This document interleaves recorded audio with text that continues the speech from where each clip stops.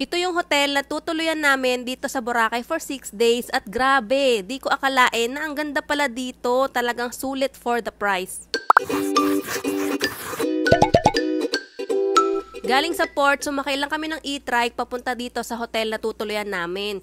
2 p.m. ang standard check-in time pero nakapag-early check-in kami ng mga 12:45 p.m. with no extra charge. Meron lang kaming binayaran na 1,500 pesos na security deposit pero consumable or refundable naman yon upon check-out. Nakailang balik na kami sa Boracay pero first time lang namin dito sa Paradise Garden Hotel at nagulat nga kami kasi ang laki nitong kwarto considering na 3K plus lang to per night.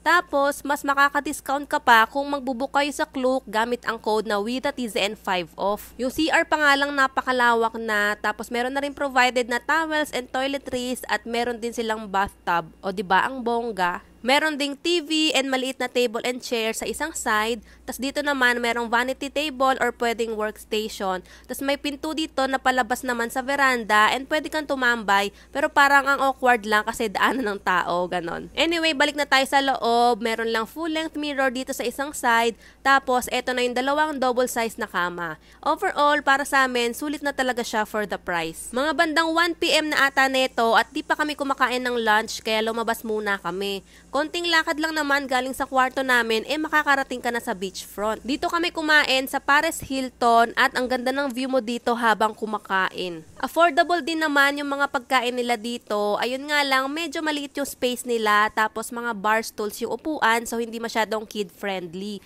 Hindi ko lang sure kung may mga tables and chairs pa sa loob. Ayun nga lang, hindi mo nakita yung view ng beach. Anyway, ang sarap nitong na-order ko ng mango tapioca. Para siyang salad pero more on fruits. Basta try nyo. Tapos eto namang banana peanut butter shake. Hindi ko masyadong bet kasi mas nangingibabaw yung lasa ng peanut butter. And hindi talaga ako mahilig sa peanut butter. Nag-order din kami ng pork silog atayan or chick silog. Tsaka pares na mukhang konti yung serving. Pero nabusog naman ako or baka sadyang gutom lang talaga ako. Charot. Si Gray Gray naman wala sa mood dahil namimilit na talaga na mag-swimming kami. Hinayaan na nga lang namin siya na maglaro sa buhangin pero hindi sapat yon kasi gusto talaga niya na mag-swimming. Kaya ayan, napapasayaw pa no nagpalit na kami ng damit na pang swimming. Dito na lang muna kami sa may swimming pool sa hotel para mas malapit sa kwarto namin at hindi masyadong mainit compared dun sa beach. Sobrang excited naman kasi nito ni Gray Gray. Kararating pa lang namin gusto na agad mag-swimming. Matagal pa naman kami mag-stay dito. Parehong-pareho sila niya ni daddy niya na excited mag-swimming. Ewan ko na lang talaga kung hindi kayo magsawa kasi wala naman kami ibang gagawin dito sa Boracay kundi mag-swimming, kumain at matulog. Pagkatapos nga namin mag-swimming, nakatulog kami at 5 p.m. na kami nagising.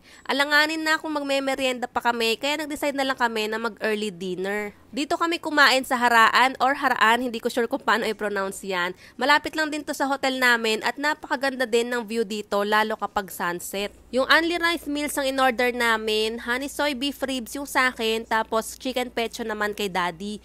Nag-order din siya ng iced coffee, tapos buko pandan halo-halo naman sa amin ni Gray Gray na in fairness ang sarap din yan. For me, sulit din kumain dito for the price kasi masarap naman at malaki din yung serving ng meat, tapos may side dish and only rice pa, diba? Pagkatapos namin mag-dinner, bumalik na kami sa hotel para magpalit ulit ng damit pang swimming dahil hindi talaga nagpapatinag itong mag-daddy at gusto ulit mag-swimming kahit gabi na. Hindi naman malamig yung tubig sa pool tsaka summer naman as in mainit yung panahon kaya feeling namin carry lang naman na mag-night swimming. Hindi rin naman kami magbababad ng matagal dito. May bago nga natutunan si Gray Gray yung paglublob sa pool na as in buong mukha or buong ulo na niya yung nakalubog.